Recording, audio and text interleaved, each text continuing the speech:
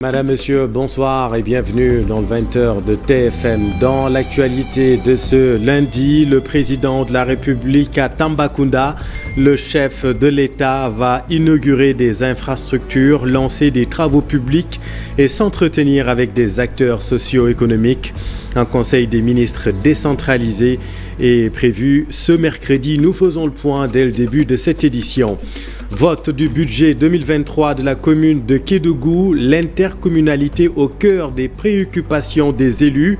La coopération vise à faciliter la régularisation de plusieurs quartiers périphériques de la commune de Kédougou qui dépendent encore des communes environnantes. On vous explique tout dans un instant. Les impactés du TER réclament le paiement des impenses. Pour certains impactés, les paiements ne seraient pas encore effectifs un an après le lancement du train express régional. Dans ce journal, vous verrez comment le TER a facilité les déplacements de beaucoup de Sénégalais. Et puis assure notre reportage sur la reconversion des lutteurs après l'arène. L'association Formation et Insertion des lutteurs du Sénégal dégage des perspectives. Les détails dans cette édition. Voilà pour les titres et tout de suite le développement.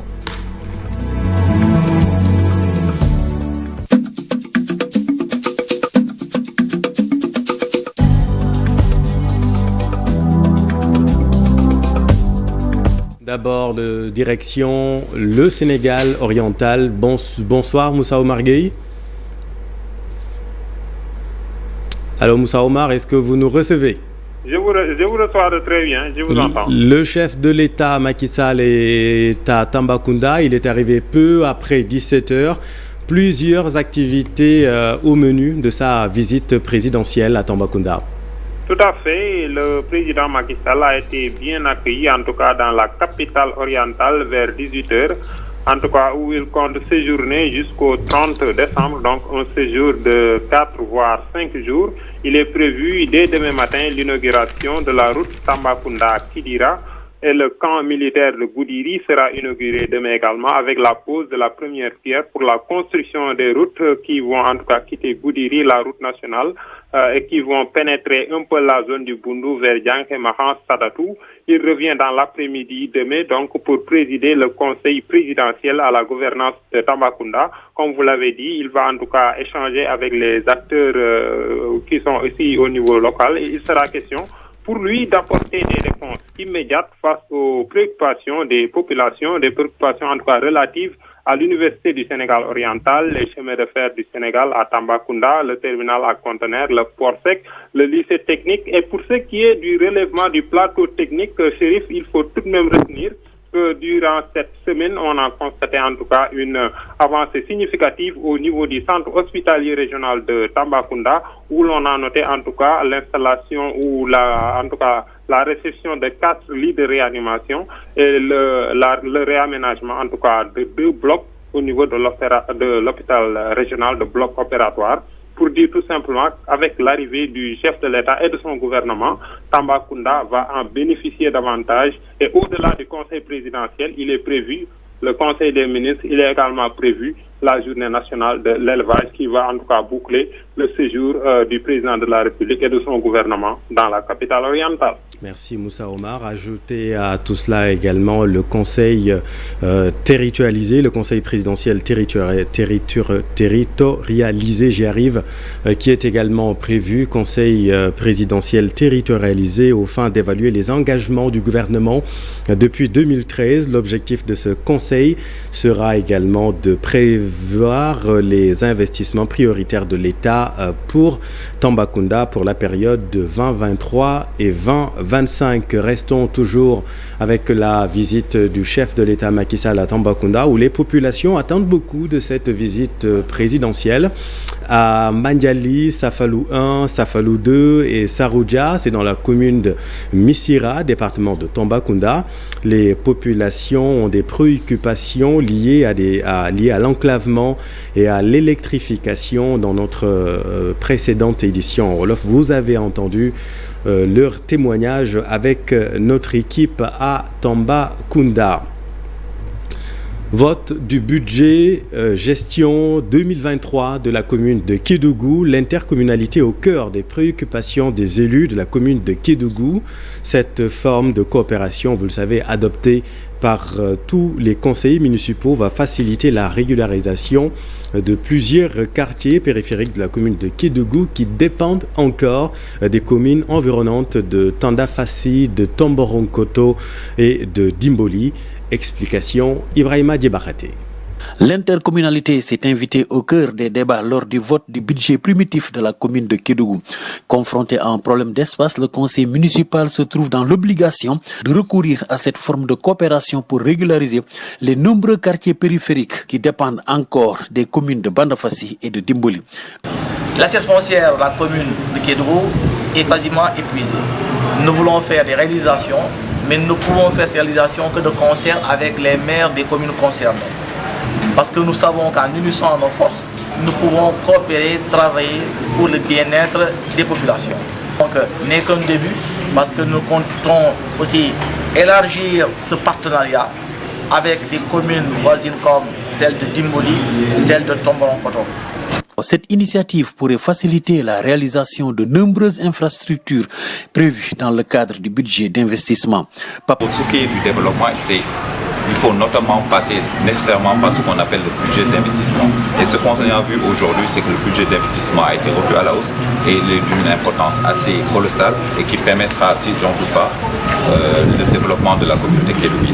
L'autre recommandation est à l'égard des services techniques. Arrêté à la somme de 926 36 581 francs CFA pour la gestion 2023, la part belle revient au fonctionnement avec 562 120 000 francs CFA. Merci Ibrahima. Dans l'actualité également, le collectif des nationales des impactés du TR dénonce le non-respect des engagements de l'État du Sénégal. Selon eux, certains impactés n'ont toujours pas reçu le paiement des impenses. Leur porte-parole Makodou Fall avec notre équipe. Qui se trouve à Lac-Rose.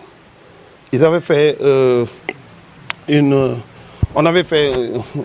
visite officielle avec le sous-préfet de Sangalkam, autant. Donc c'était le 26 octobre. Lors de cette visite-là, ils nous ont promis de faire ça à une année. Donc c'était le 26 octobre. Nous sommes au 25 décembre. Donc les délais sont passés. Jusqu'à présent, on a noté des lenteurs à Lac-Rose. Donc il y a des informations aussi que certaines personnes sont en train de relayer, de faire passer ces fausses informations, comme quoi que sur le site de Lac-Rose, les eaux qui déversent sur le lac, c'est des eaux usées, alors que c'est assez faux. Donc nous étions présents lorsqu'on élaborait le plan pour l'aménagement de Lac-Rose. Donc, il s'agit des eaux pluviales. L'autre problème, c'est que le directeur de l'APIX, à peine d'être nommé, il nous a reçus. Donc, il a vraiment écouté nos doléances et tout ça. Et il a promis de régler ça le plus rapidement possible. Donc, 2 mois ou 3 mois après sa nomination, rien n'est encore fait. L'an 1 de l'exploitation commerciale du train express régional, le TER, a considérablement facilité les déplacements de beaucoup de Sénégalais. Il ne faut pas s'arrêter en si bon chemin. Des usagers suggèrent l'extension du réseau vers les autres régions du Sénégal. C'est un reportage de Moussa Mané et Jafar Abba. C'est sous cette forte canicule que ce jeune homme est venu accompagné de son ami acheter un ticket au niveau de la gare de Rufisque. Ticket là, ticket Colobane. Ouais. D'accord. Ok. Merci. Le TER fête ce 27 décembre son premier anniversaire après l'inauguration de la première phase par le chef de l'État. La satisfaction des voyageurs est manifeste. C'est venu à son heure. On avait d'énormes difficultés vraiment à relier nos lieux de travail, mais avec le TER, on est parvenu quand même à avoir quelques soulagements. C'est la première fois que j'ai pris le TER, j'ai applaudi le président de la République parce que je faisais au moins 2 heures de temps pour rentrer à Kermassar. Donc quand je l'ai pris à Koloban la première fois, il m'a fait descendre ici à Kermbaïfal. J'ai dit que vraiment, ce que l'on reproche, c'est le retard. C'est le retard même qu'on a eu à avoir en terre. Un quai rempli de monde où les passagers attendent avec impatience l'arrivée du prochain train. Après 10 minutes d'attente, ils entrent en gare. À l'intérieur, le décor est tout autre. Des clients bien assis, d'autres en profitent pour recharger leur téléphone. Le TER est venu à son heure, soutient-il. C'est un bon moyen de transport. C'est commode. Mais des fois on y trouve d'affluence, comme des fois c'est bien organisé. À part que la place VIP qu'on pouvait diminuer un peu. On part et revient sans attendre. Si on pouvait aller plus loin, ce sera formidable. Mais d'accord, vers les régions, ça me fera très plaisir. L'objectif qui est de réceptionner 7 trains additionnels afin d'augmenter la capacité des places offertes de 115 000 à 225 000. Ce gain permettra de résorber la demande des voyageurs sans cesse croissante.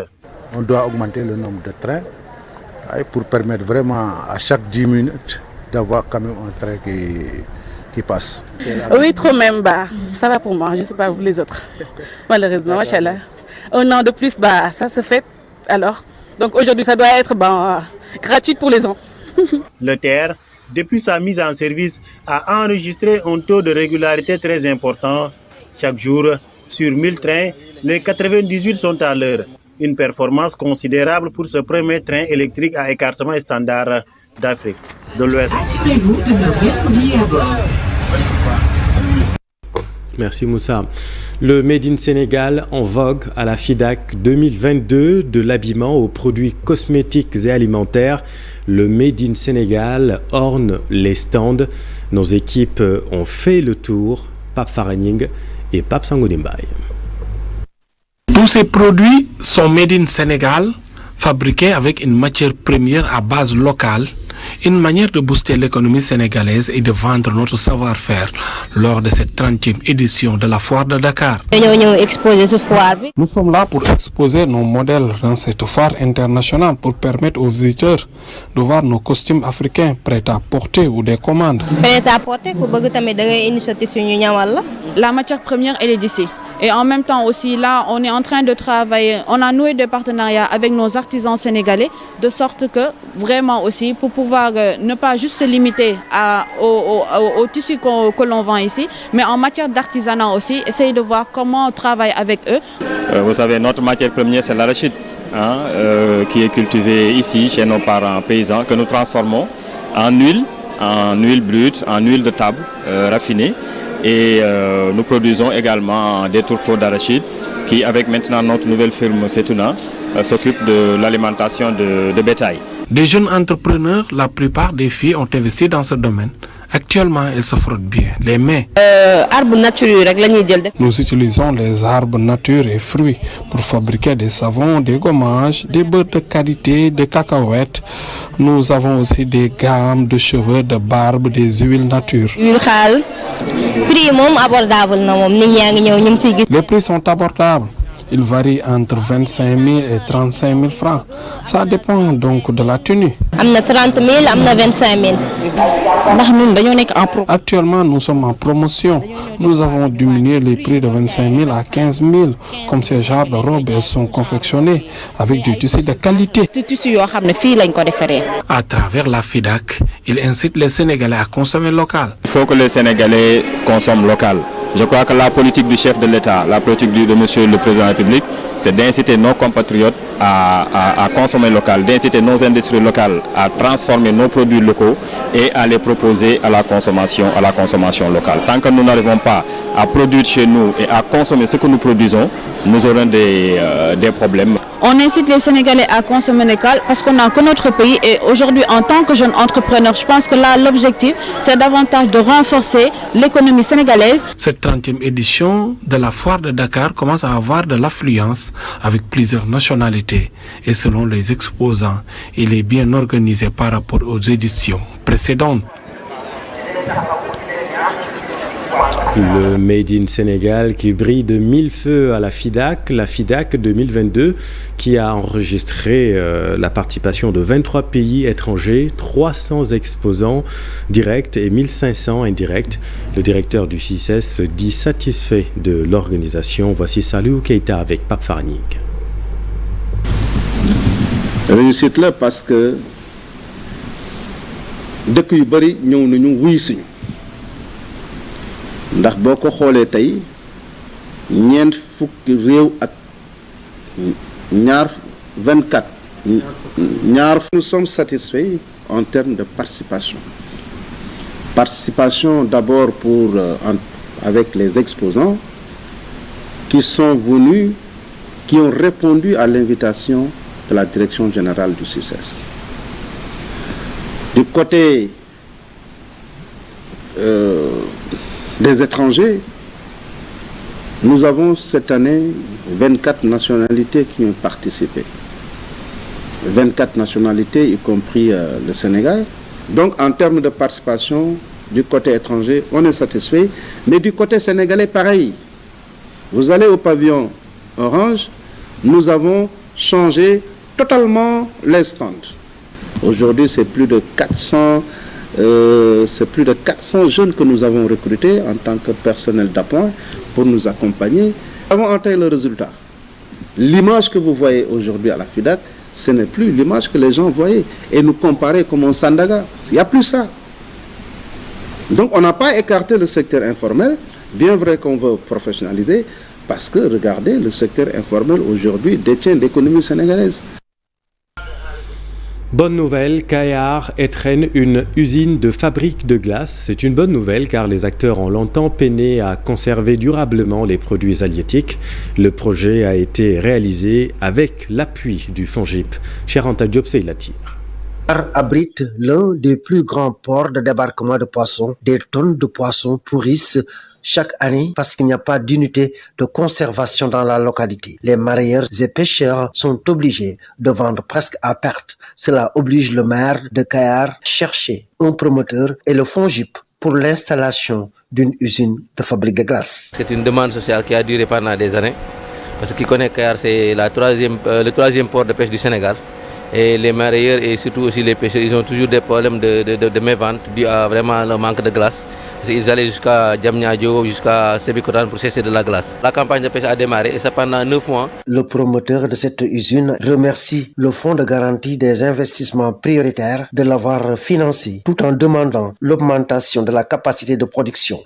C'est le lieu de demander encore une fois l'accompagnement du FONGIP à pouvoir régler ce problème-là dans l'immédiat. La saison vient de démarrer. Il y a des pêcheurs qui viennent de Saint-Louis, de Mbour, de Mboro, de partout. La directrice générale du FONGIP est venue à Kayar pour évaluer. Nous sommes satisfaits de ce que nous avons vu à Sainte-Glace. Maintenant, pour la deuxième phase, nous savons qu'ici, comme l'a dit le président des mareyeurs, il y a de la demande encore. 20 tonnes est insuffisant.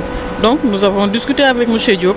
On est dans les dispositions pour l'accompagner à faire l'extension. Parce que c'est sûr qu'il y aura d'autres emplois. Les mareyeurs de Kayar proposent également à la directrice du FONGIP d'appuyer les acteurs de la pêche en termes de financement. Allons dans le nord du Sénégal. Maître Malick Sall prône la transparence dans les contrats liés à la gestion des ressources énergétiques. L'ancien ministre de la Justice était à la tête, vous le savez, de COS Petrogaz, en charge du pilotage, de la coordination et du suivi du développement des projets pétroliers et gaziers. Compte rendu Ali Bandelian et Lachli. Pour sa première sortie depuis son départ du gouvernement, Maître Malick Sall est venu tempérer les ardeurs. Principal responsable de l'autre tendance de l'APR, le nouveau secrétaire général du COS Petrogaz, engagé dans la bataille pour la réélection du président Macky Sall en 2024, appelle à la mobilisation des troupes. Je voudrais tout simplement d'abord dire aux peuple du Fouta qu'il n'y a aucune raison d'être frustré. C'est une structure extrêmement stratégique que le président de la République m'a confiée. Il me l'a dit, je vous la confie pour 2 raisons. La première, c'est parce que je sais que vous êtes un avocat d'affaires féru à la gestion et à la production, négociation et des contrats. Je sais que vous saurez gérer les contrats pour que nos pays ne soient pas lésés dans ces relations avec les multinationales. Vous savez, c'est inédit. Le COS Petrogaz est la seule structure qui est présidée par le chef de l'État lui-même. Et comme j'ai dit hier à Chilon, il faut que vous ayez conscience de ce que le président a fait pour vous. Parce que moi, il l'a fait en tant que Malick Sall, parce que je suis des vôtres. Depuis le début des temps durs, vous l'avez soutenu. Vous avez continué à le soutenir. Et lui aussi, comme j'ai dit, il est des nôtres. Et il sait aussi que lui aussi que c'est pour ça qu'il vous rend l'honneur que vous lui faites. Que nous nous préparions pour 2024 à faire mieux que ce que nous avions fait en 2012 et en 2019. Nous irons au combat. Et je suis convaincu qu'ensemble, nous gagnerons ce combat. Et avec plaisir, nous avons des renforts qui viennent de loin, des renforts qui nous viennent du Gabon. Parrain de la 12e édition du Festival international du Chilogne, Maître Malick Sall est venu galvaniser les populations qui avaient massivement porté Mamadou Elimane Kane, un de ses poulains, à la tête de la mairie de la ville. C'est dans cette même logique qu'il a également été à Ogo, où le maire vient d'accueillir un soutien de taille, celui d'un mouvement dénommé Makitan, porté par des émigrés établis au Gabon. Dans l'actualité politique, la présidente de l'Alliance pour la démocratie, Ande Sokhali Ligue, en tournée dans le nord du pays. Pour Aïda Mbodj, les supposées malversations révélées par la Cour des comptes sont des actes criminels qui ne doivent pas rester impunis. Voyons tout cela avec Ousseynou Diop et Habib Seck. Présidente de l'Alliance pour la démocratie, Ande Sokhali Ligue, et membre de Yewwi Askan Wi, Aïda Mbodj était à Saint-Louis où elle a été accueillie par ses militants. Une rencontre qui a vu la participation de beaucoup de leaders politiques de son mouvement. L'Alliance nationale pour la démocratie, Ande Sokhali Ligue, se prépare à organiser son congrès et à aller vers des investitures pour les présidentielles. Face à la presse, elle a abordé plusieurs sujets d'actualité, notamment le récent rapport de la Cour des comptes sur le contrôle de la gestion du fonds de riposte et de solidarité contre les effets de la Covid-19. Aïda Mbodj rappelle qu'elle avait déjà alerté sur la gestion nébuleuse de certains ministres. Lors de la 13e législature, et au nom de mon parti, j'avais introduit 2 questions d'actualité. Et le rapport de la Cour des comptes a repris exactement le contenu de ces 2 questions d'actualité adressées d'une part au ministre du Développement communautaire, à l'époque Mansour Faye, d'autre part au ministre de la Santé, Abdoulaye Diouf Sarr. Pour la présidente de l'Alliance pour la démocratie, Ande Sokhali Ligue, c'est un crime perpétré sur le dos des Sénégalais par des proches du chef de l'État. Personne n'avait le droit de commettre ce crime en détournant l'argent qui était destiné à soigner les malades. Et je disais tout à l'heure pour conclure que pour la première fois au Sénégal, un voleur, identifié voleur, ose prendre la parole. Dans son discours devant ses militants, la responsable politique réclame justice et toute la lumière sur le rapport de la Cour des comptes. Pour Aïda Mbodj, c'est la seule solution pour connaître toute la vérité sur cette affaire. Quelle reconversion pour les lutteurs après la carrière sportive? L'association Formation et Insertion des lutteurs du Sénégal a mis sur pied une agence de sécurité et institut de formation. L'association prépare les lutteurs à la vie active après l'arène. Seul bémol, l'insertion professionnelle après la formation reste un problème. Voyons tout cela avec Cheikh Sadibou Diarra et Amadouba. En manque de compétition ou en fin de carrière, les lutteurs ont désormais de nouvelles perspectives.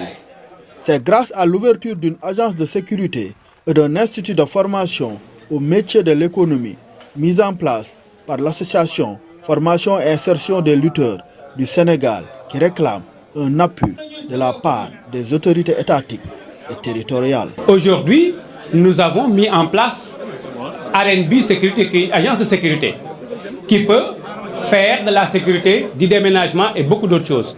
C'est une société unique à responsabilité limitée.